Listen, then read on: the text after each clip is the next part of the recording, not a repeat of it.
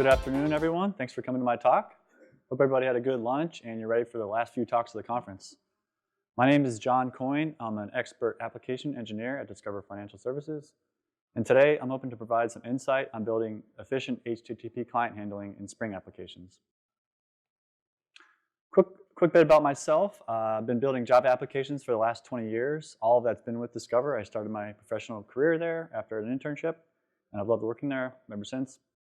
About half that time I've spent building Spring applications. I remember back in it was like 2013, 2014, we were doing a massive migration from Struts to Spring WebMVC, and I've loved working with it ever since. I live in the northwest Chicago suburbs, which is near where Discover's headquarters is located, with my lovely wife and 2 young boys. And in my free time, I like to get outside, do some running, biking, hiking, and play some golf when I have time. All right, so a quick look at the agenda for today. First, I'm going to start off and just kind of get into the basics of HTTPS connections, and then we'll dive into the Spring HTTP client interfaces. And then I'll talk about 2 of the popular HTTP client libraries that Spring can integrate with from Apache HTTP components and Reactor Netty. Then we'll talk about some observability topics before finally getting into some code and some demos near the end. All right, so I wanted to just level set with kind of HTTPS connection basics. This might be a review for some, but I know personally for me, I remember being on a production support call a few years ago, and some network engineer guy's like, I'm seeing the SYN, but not the ACK. And I'm just like, I don't know what he was talking about exactly. So there's a lot that goes on, when you first make that first connection. So there's a TCP 3-way handshake. When a client wants to talk to a server, sends a SYN packet to the server, which is short for synchronize. The server is going to respond back with a SYN ACK, which is acknowledging that initial SYN. And then finally, the client will send back an ACK to the server, completing the TCP 3-way handshake. Now, hopefully you're using SSL, and next comes the TLS handshake. What's going to happen first, the client's going to send a hello message to the server. The server will then reply back with a hello and present the certificate. Next will be the key exchange, and the client is going to provide the cipher specs that it supports. And then the server will reply back with the agreed upon cipher spec. So now that the connection's been established, the client can go ahead and send a request, get back a response, send another request, get back a response, and so on. So the client can continue to reuse that connection until finally it wants to terminate that connection, in which case the client can send a FIN packet. This can also be done from the server, but if the client is closing the connection, it would send the FIN packet first. Server would send back an ACK. The server would then send a FIN packet, and the client would respond back with an ACK. So if you wanted to actually view all this in action, you can download something like Wireshark, which is a packet capture tool, and you can actually view all this happening from your laptop. So this is an example of a packet capture that I did from my laptop, running a Spring Boot application, and making a couple of calls out to Google API. So don't worry about every single line item here, but what I'm trying to highlight is kind of the high level of what's happening under the covers here. So the first chunk here is the connection establishing, which is about 111 milliseconds. Then I made 2 different requests synchronously. Each of those took about 130 milliseconds. And then finally, I closed the connection, which was about 14 milliseconds. So as you can see here, the aggregate time of creating and closing that connection was about equal to the API call itself. So if I was to open a new connection, make a call, and close it for every single API call made, I'm effectively doubling the overall latency for that. Now, depending on the distance in the network infrastructure that's in between a client and a server, that connection creation time can be magnified even more. This is an example web page that Amazon provides that gives you the round-trip latency between your browser location and some of their availability zones, right? So depending on which one you're calling, right, that overall connection creation time is going to be magnified. So these are just things that you need to think about when you're architecting a system or building a new application to consume an API. All right, I want to talk about a hypothetical scenario here. Let's say there's an awesome API that you want to build an application to consume. Now, Awesome API is a highly available service deployed across 4 different regions. And the way that they control traffic to Awesome API is via DNS. So you perform a DNS query, it returns you back an IP address that would correspond to one of their 4 regions. So you go ahead and build your application, and as the application is running, you're maintaining a pool of persistent connections because you want to reuse those connections, right?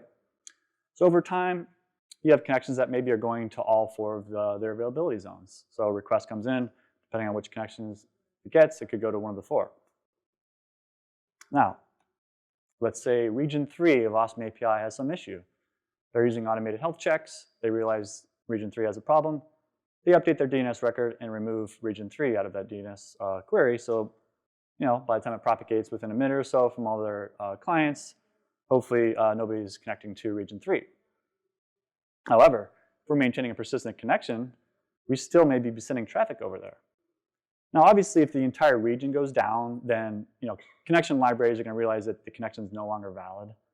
But in this scenario, let's just say the service just has some problem, right? The region's still healthy.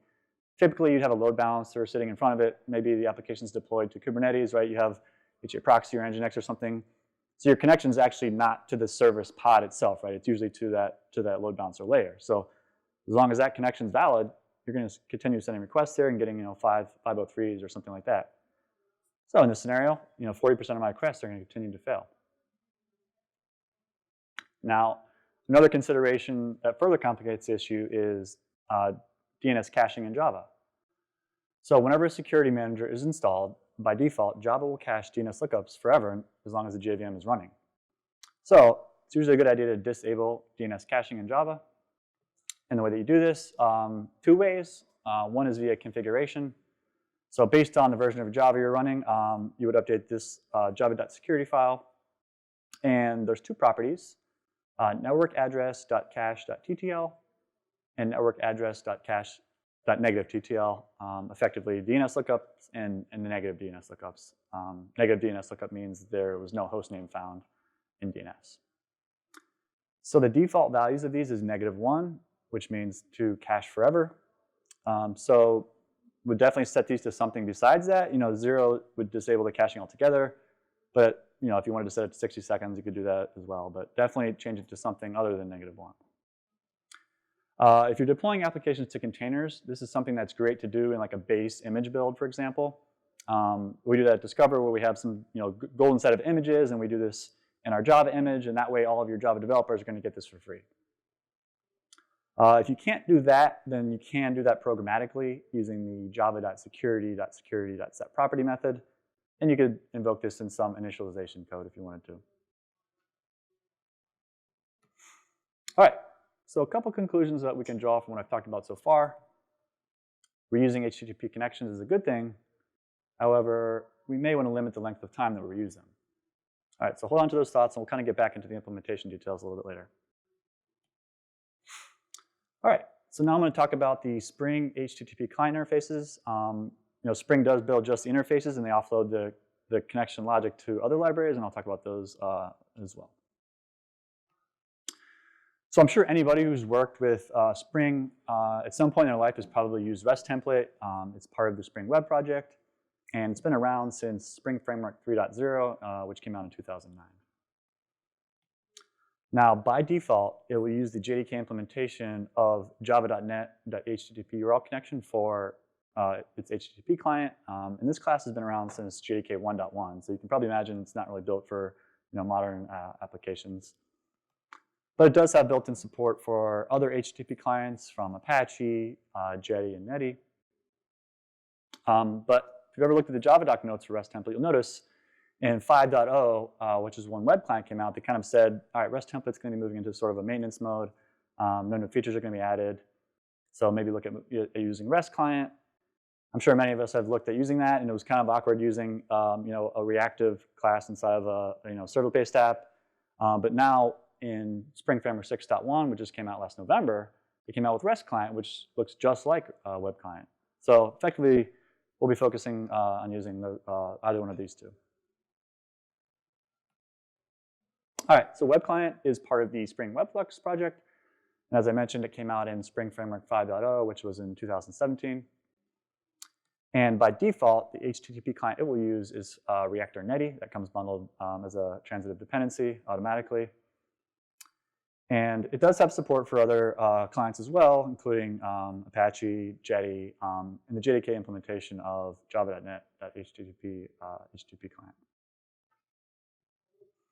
So using web client, you might see an example that looks like this, creating an instance of it with base URL, executing GET, passing your URI path, and retrieving it, and then deserializing into an object. But you don't want to do this exactly because you're not going to really be able to provide any configurations for it. So what you want to do is, create a bean, and I'll get into some of the settings a little bit later once we get to the code, and then inject that web client bean into your component. So once you do this, Reactor Netty is going to create a connection pool for you automatically, and these are the defaults. So the max connection pool size that it will set for you is 500. So this may be something you want to take a look at. Let's say that the API that you're consuming is rate limiting you to, say, 200 queries per second. And if your average response time of that API, let's say it's 1 second, and you're deploying 4 instances of your app, well, then you probably want to limit each instance to 50 connections max so you don't exceed your queries per second. The max lifetime is set to none, which basically means infinity. So I would recommend taking a few different factors into consideration for setting your TTL. One, how long does it take to create a new connection? And this is a topic that I'll explore a little bit later when I get to the observability. As well as, like, is the service you're using DNS or some mechanism to control traffic like I was showing as an example earlier? And if so, how quickly do you want to be able to react when those change? Max idle time is also defaulted to none or infinity. So this means that connection is used, it gets put back in the pool. If it's just sitting there idle, if you don't set anything, it could be sitting there forever, right? So that's just taking up connections on your server, it's taking up resources on your application. So obviously, if you're setting a TTL, the idle time should probably be at or less than your time to live. And there's certain things like firewalls that can actually close connections and not really send any information to the client or server that it closed the connection, and that can end up with stale connections. And then you go to try it, it fails, and then so you have to typically libraries will retry when things like that happen. And okay, so some other timings that get set are a connection timeout. So when a new connection is being created, it defaults to 30 seconds. Probably something you may want to lower to a lower value, because otherwise you have somebody calling your application that might have to wait that long before it times out. And then the least timeout means if your connection pool size is full, a new request comes in and needs a connection and there's none available, how long will it wait before it times out? So 45 seconds seems pretty high to me. I'd look at lowering that value. The last thing here is a leasing strategy, and the default for this is first in, first out. Other option would be last in, first out. So the first in, first out, the time is basically the last time it was used. So a connection gets leased from the pool, gets put back in. That would be first in. And really, when you're looking at these two strategies, so first in, first out would basically allow a buffer of additional connections, because it would continue to cycle through, right? Going down the line, making sure that they don't sit idle for too long. Last in, first out, that connection that's been sitting there the longest, if you have an idle timeout, that would time out. So last in, first out would basically allow you to keep the connection pool size at the lowest that it can possibly be. One additional setting is background eviction that you can enable. So this is off by default, but effectively you turn this on, there's a background thread that'll go through and kind of purge out those idle connections for you. Otherwise, what happens is when a new connection gets leased from the pool, there's additional logic to check that, right? So you're going to save that additional processing time if you turn this off in the background thread. All right, so moving on to REST client. As I mentioned, this came out just last November with Spring Framework 6.1. And if you are using Spring Boot, you do have to be on at least a minimum version of 3.2 to be able to bring in Spring Framework 6.1. So the default HTTP client that REST client will use is the JDK implementation of java.net.http.http client, which came out in JDK 11. However, there is built-in support for others from Apache, Jetty, and Netty. And you may see an example of REST client that looks just like web client, which is nice if you've used web client before. But just like web client, we don't want to create this each time. Now, something interesting, actually, notice that was different between how REST client worked if you created an instance of it each time versus web client. Web client was using some sort of persistent connections if you did this. But REST client was actually opening a new connection every time you called this, and it was just sitting open and not even closing. So definitely avoid this for REST client. So yeah, similar to what we talked about with web client, we want to create a bean, inject that into our component, and we'll show this configurations a little bit later. So if you don't have any other libraries on your class path, then REST client is going to use the JDK HTTP client. I definitely don't recommend sticking with this, but I'll just point out what the settings are for this. So the max connection pool size is 0, basically unbounded. It'll just go until you run out of memory, I guess. But you can't control this from a system property. The time to live is infinity or none, but it doesn't even appear that there's a way to control this from what I saw in the settings. Max idle time is 20 minutes, but that was able to be set with a system property. And there was a connection timeout of 75 seconds, but there was no way to control this. So I'll talk about Apache HTTP client, which is a popular one that a lot of people use. So to bring that into your application, whether you're using Gradle or Maven, you can just provide the the group and the artifact. And if you're using Spring Boot, you have the dependency management plugin, which will choose the right version for you based on what version it was built with. So as soon as you add this to your project, you'll go ahead and get the Apache HTTP client connection pool defaults. So the max connection pool size for Apache is 25 total and 5 per route. Now, the way that they word route to me is a little bit of a misnomer. Like when I think of a route, I think of like a fully qualified URL.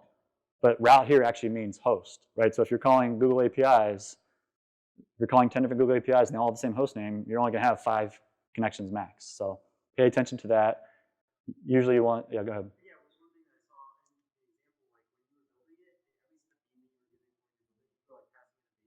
Yeah. Yeah, exactly. Yeah. Yeah, so I mean, most of the time, and even if, let's say that you are calling multiple services with different hosts, usually you'll want to create different REST clients anyway for those, right? Because you probably want to have different timeouts, different settings. So in that case, like you have different connection pool beans, and you'll almost always want to set, both of these are 2 different settings. You want to set them probably to the same value. Yeah. So just like React or Netty, max lifetime is not set to anything. So probably look at setting that value. Now the max idle time is interesting. This wasn't documented anywhere. I had to like dig into the code and do some testing to figure out how this actually worked. So whenever a request is made, if the response contains a keep alive header, then the idle time is going to be set to the value of that keep alive header. But if there was none present, then it defaults to 3 minutes. You can override that setting, and I'll get into that a little bit later. And then the connection and the least timeouts are both set to 3 minutes, so probably something when I configure down lower. And then the leasing strategy is actually the opposite of React here. It's last in, first out. Some additional settings that Apache has. One of them is concurrency policy. The default is strict, which guarantees your max connection pool size. And there's another setting you can turn on. I haven't really experimented with this much, but it's called lax and apparently has a higher concurrency. But it may breach your max limit of connections. And then there's also 2 different flags for evicting the expired and the idle connections in the background thread. And one more that's not connection pool specific is a retry strategy, and this is for executing requests. So you can actually have it retry X number of times and kind of wait in between. And obviously you don't want to do this if you have maybe like requests that are doing updates, but it's based on certain status codes. So for 503s, right, typically that means it's not even making it to the server. So that's a setting you can take a look at as well. All right, so like how can we figure out how many connections we actually need to set for an application? This is where observability comes into play. So Spring Boot has great integration with Micrometer, and Micrometer can easily export your metrics to any number of APM tools. So I'm going to be doing a little demo with Prometheus, which is a free open source tool you can just run right on your laptop. So if you're not familiar with Micrometer, it's an application metrics facade, which provides exporting to a number of different monitoring tools like I talked about. And I'll just kind of talk about a few of the main concepts. So Spring Boot 3 has great auto configuration where it just wires up a meter registry for you, and this is where it keeps track of metrics. And there's kind of 3 main types of metrics that Micrometer supports. One of them is a counter, effectively continuously counting the number of times that something occurs. Then there's a timer, so they can track how long a method call takes, for example. And timers inherently keep track of counts, so that way you can take like the overall time divided by the count and get your averages. And then the last thing is a gauge. So a gauge is basically measuring the size of something over time. So, like for example, a connection pool, you look at a time series graph, what was the value at this point in time and at the next point in time. So for Apache HTTP client, to get some connection pool metrics, you need to create a pooling HTTP client connection manager metrics binder. It's a mouthful. I'll show that a little bit in the later in code, how to create a bean of this. And once you do that, you're going to get the following metrics that are going to be reported. You'll get effectively the top two are what your configuration settings were, your max and your max default per route. And then you'll get the total connections, which will be broken apart into the available, means the ones that are sitting idle, ready to be used, and then the least, which are the ones that are actively being used. And then pending will be the number of basically requests that are waiting to get a connection. So this may be something, right, you're creating a monitoring alert in your APM tool. If you see this value get above 0, then you maybe want to trigger an alert. This is a quick screenshot of Prometheus. So in the green is my connection pool size at the top there, and then the dark red is the number of least connections. So I can see, at some point in time, my least connections reaching my max. I may need to, increase the size of my connection pool.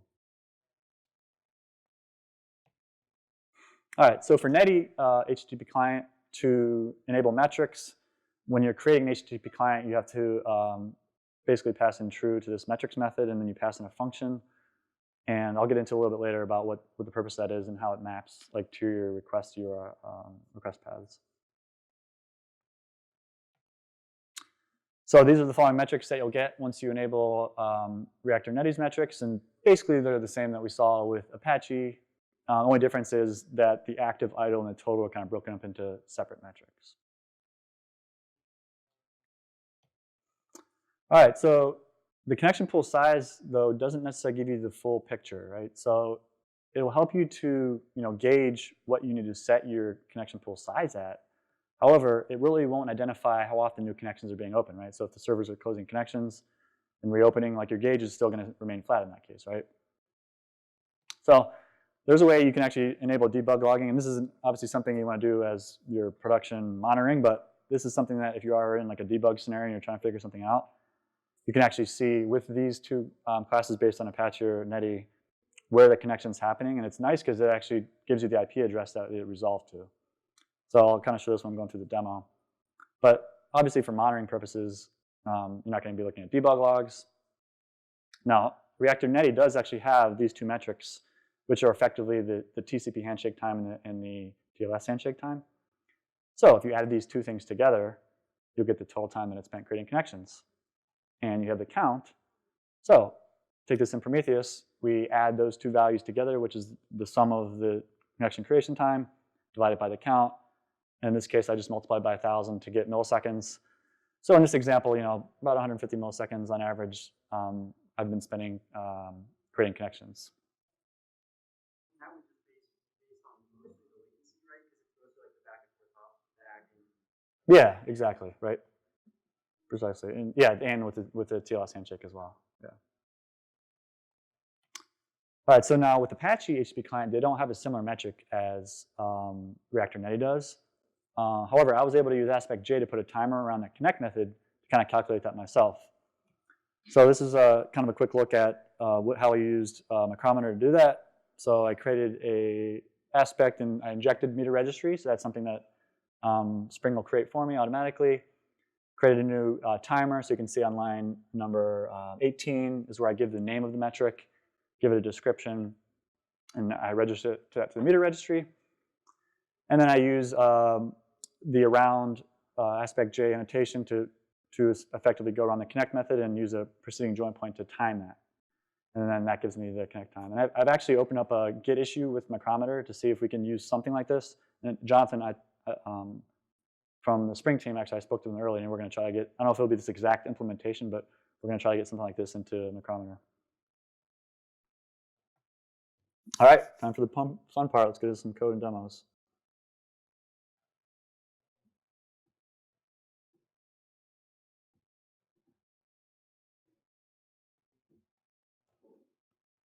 All right, is that clear up there? All right, so all the code I'm sharing today is going to be up in a public GitHub repository that I'll be able to share towards the end. So don't worry about trying to take screenshots of everything unless you really want to. So this is what I'm going to be running locally on my laptop. I have two different Spring Boot applications. One of them that's going to be a client of the API. The client's running on port 8081, and the API will be on 8082. And I'll be running Prometheus on port 9090, and Prometheus will be using the Spring Boot Actuator Prometheus endpoint to essentially scrape the metrics every few seconds so that we can look at those in a graph. And I'll be just running some tests from a terminal window. So what I've done here is I have /rc will be hitting the test client and using REST client to call the downstream, and then /wc will be using test client to use web client to call the downstream to do some different tests. All right, so we'll take a quick look at the configuration here. So what I've done is I've extracted all of the connection pool properties out into Spring configuration.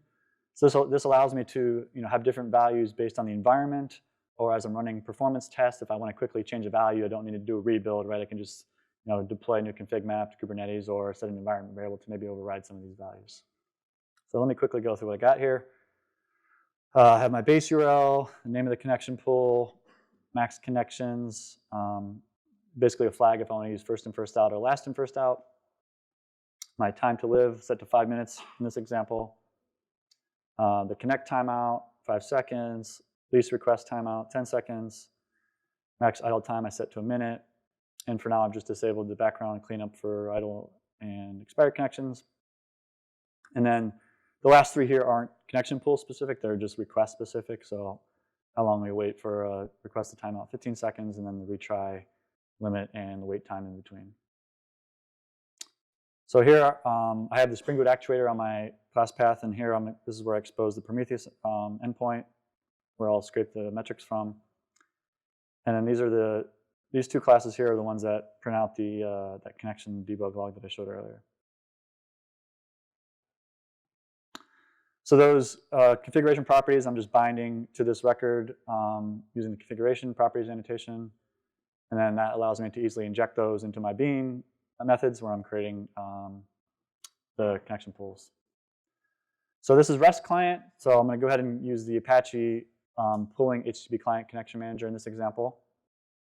And I'm injecting that connection pool properties bean. So first thing I'll do is use this connection config class to set the connect timeout, socket timeout, and the time to live. And then I use this pooling HTTP client connection manager builder to set that connect config I created above. Here's where I set my connection pool policy.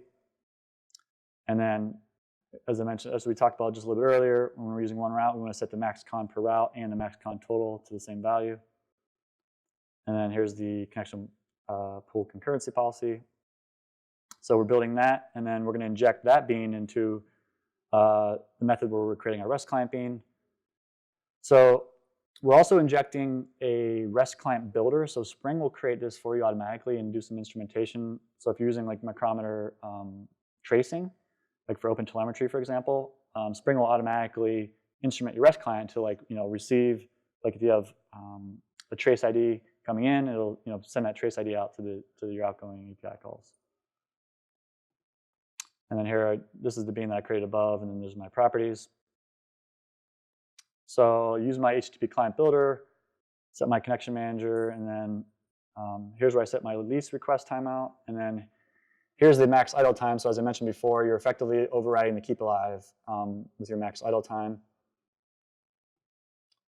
And then here's the retry limit. So effectively it's like a retry strategy.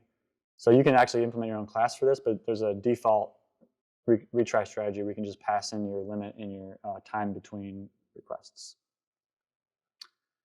And then lastly here we have our Boolean variables to either enable expired and idle connection eviction. And then lastly here, so we take that builder that was injected by Spring, and even though I'm only using it for one bean here, it's a good idea to clone it. But since it is a bean, if you made any changes to it, it would impact other methods perhaps. So you can just invoke the clone, pass in your base URL, and then the request factory, which was just putting all of that together and then returning our REST client bean. So down here is our metrics binder. So all we have to do is inject that meter registry that Spring's creating for us, and then create this metrics binder with our Apache connection manager, and then bind it to the meter registry.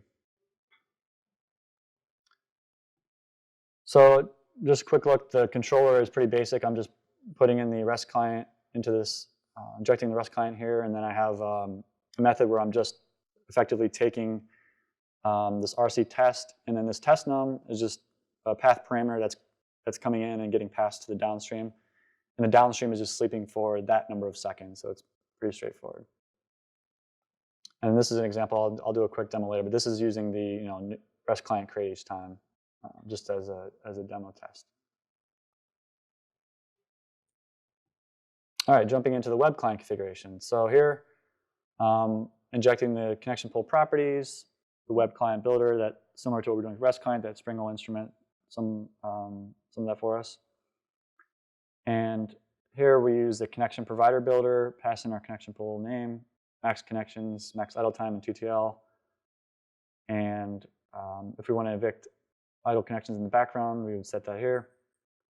And then FIFO or LIFO is just a method that you invoke, which one you want to enable. And then finally, we create our HTTP client using that connection provider builder. So here's the metrics method. As part of the demo, I'm going to showcase kind of how we can come back and change this for the good. But for now, I'll just leave it as returning the value of the URI, show you what happens. And then down here, we're just setting some of the read and write timeouts. Lastly, we use that builder to set that client connector for a reactor and pass in our base URL and build it. So web client controller that I created is pretty much the same as the REST client, just except since this is a servlet-based app, it just has a block on that when it gets the mono back to return that back to the front end, because I wanted to just have one app to demonstrate both REST client and web client. And lastly, here is the connection aspect. So this is what I showed a screenshot of earlier. I did just add like one little debug log. So whenever you can call this take snapshot method on your timer, and it kind of gives you like what the current values of your account total, meaning max of all your timings are. All right, so let me go here. So quickly, so I'm running Prometheus. To enable it to look at your configuration, you just have to add what's called a scrape config. So here's the endpoint that it has to scrape against, and it's going every 3 seconds. And here's the target host. So I had that started up already. I go ahead and start up my downstream API, and go ahead and start up my client application.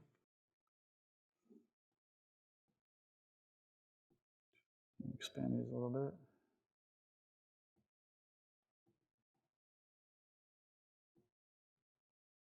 All right, so first thing I'm going to do is just hit the REST client endpoint. It's going to hit the downstream, sleep for 1 second, and come back. So here you can see these are the debug logs where it's logging that the connection was created. So if I invoke this again, right, I shouldn't see it reuse the connection, didn't have to open up a new connection. All right, so I have a script on here that's called Parallel, and this is using a Node.js CLI tool called AutoCannon. It's a pretty cool tool just for doing quick performance tests.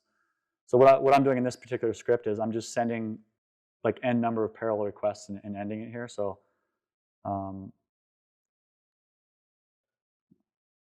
so if I send 2 requests at a time, we can see down in the logs it had to open up a new connection, right? Because that first connection was being used by one of the requests, so it had to open a new one. Right? If I pass in 3, I had to create a new one. So 3 total requests have been created. Right, pass in 3 again.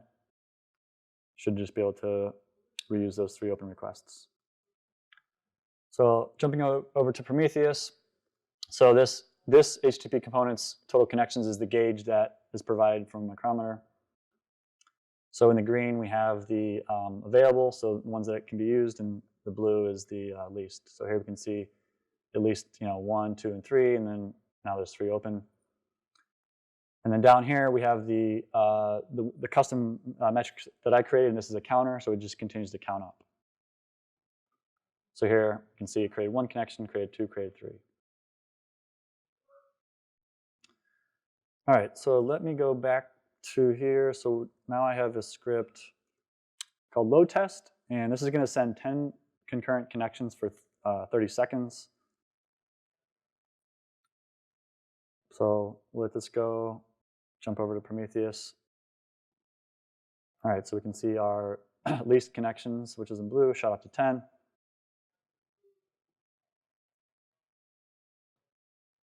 And our total connections created also was shot up to 10.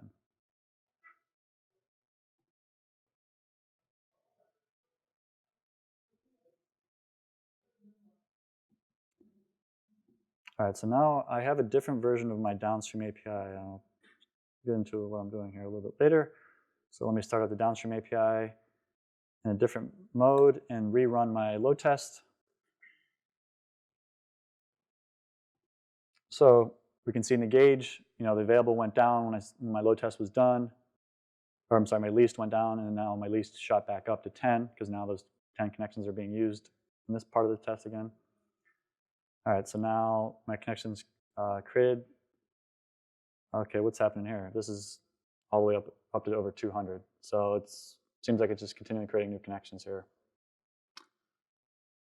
So what I actually did was, so this is just calling the downstream API directly on port 882. So if you notice this connection close response header here, so I did this on purpose, obviously, for the demo, but this is telling the client, close this connection, right? So now I'm getting no advantage of using connection pooling. So this is obviously an extreme case, but without monitoring your connection creation, like you would have no idea that this is happening. So just something to think about. If you do see a scenario like this happening, like you may need to investigate the service. Is there a network infrastructure in between that's doing this? Is it the application? So something that you'll need to investigate further if you are seeing this type of behavior. All right, so now I'm going to start this back up in the normal mode. Oops.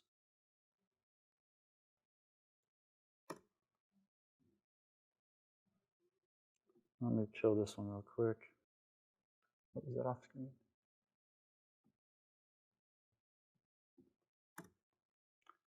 All right, so real quick, I'm going to do, so you remember I had the endpoint that was essentially creating a new REST client each time.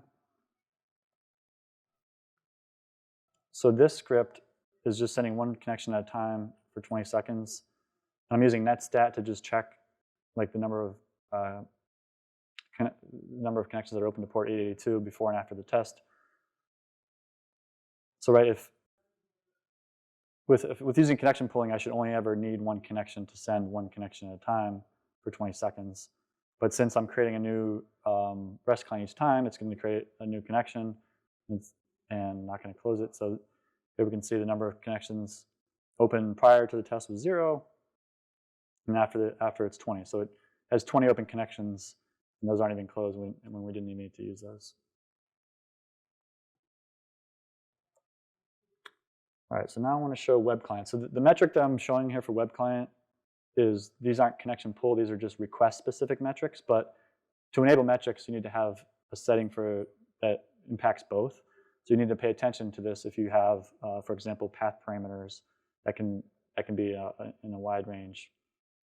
So what I did here is I just sent a couple requests to the web client, and this metric down here is just looking at like the individual request for particular endpoints. So here you can see I have 3 different lines, and it might be hard to see. Let me zoom in. So right, it's saying here's the number of calls for downstream test 0, downstream test 1, downstream test 2, right? So you can imagine if you have a path parameter of a customer ID, you have millions of customers, your JVM is probably going to go out of memory when it's trying to keep track of all these. So let me get back to the code, and I'll show what you got to do here. So we got to provide a function to map. Here we go. Okay, so here's the metrics method.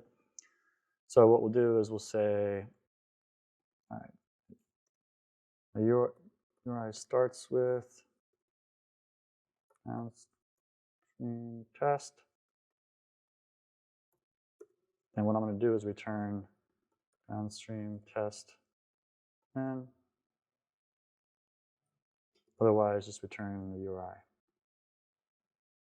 Squashing down all those path parameters, so you feed them all the same metric. Exactly. Yeah, right. All right, so let me restart test client. So that's a big change from REST template, where you would pass the parameters on the URI as an object array. So you're saying if we're going to use this, we have to enhance basically every single one of our REST clients to add that additional. This is only for web client, not REST client. Oh, I'm sorry, I misunderstood. So is it a similar problem on REST client? No, it's not. The REST client doesn't have those same metrics. Okay, because I saw you concatenating like you did for the web client and the REST client, your ID. Okay, so that's your web client. And your REST client, didn't you also do the same thing to concatenate the test number to the URI? Yeah, but no, the same metrics that Reactor has are not part of the So yeah, it's not necessarily the REST client versus web client. It's Reactor Netty versus Apache. So these are, this is Reactor Netty, keeping track of these. So Reactor Netty, like you can use it, you can actually use Netty with REST client if you want. So I just happen to be, in this example, I'm happening to be using REST client with Apache and web client with Reactor Netty. It's the HTTP clients that are keeping track of the metrics, not the Spring interfaces.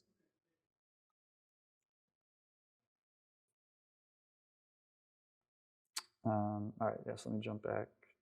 So yeah, I'll rerun that same script with the web client test, just firing off on a couple of different endpoints. Now, if I run this again, here you can see this purple one is now just keeping track of those all in aggregate.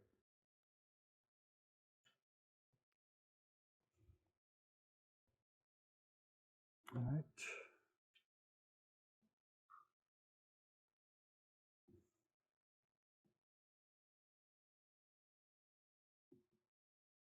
Cool. All right, so a couple takeaways here. I hope you have a better understanding of connection creation time overhead, and you have a better understanding of all the connection pool settings. Making sure that you're sizing your connection pools appropriately, setting reasonable TTLs. And lastly, making sure that you're observing all this. Don't take any guesses. You need to make sure, understand what's happening, and setting those appropriately. As I mentioned, I have all the code up on GitHub. So if you want to take a picture of this QR code, or there's the URL, give it a few seconds if you'd like to take a shot of that.